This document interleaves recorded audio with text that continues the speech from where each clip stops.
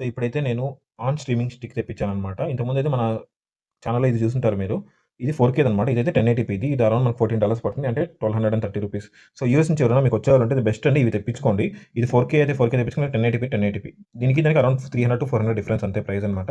But ఇది చిన్నదిగా ఉంటది అని చెప్పి నాకు ఒక అవసరం ఉండి తెప్పించాను. ఇదైతే మనం క్విక్ అన్బాక్సింగ్ చూద్దాం. సో, ఓపెన్ చేసిన వెంటనే లోపల ఇలా వైట్ బాక్స్ ఒకటుంది. నెక్స్ట్ ఓపెన్ చేస్తే ఒక క్విక్ గైడ్ ఇచ్చారు. అండ్ మెయిన్ స్టిక్ అనేది ఉంది. సో, ఇది చూపిస్తా.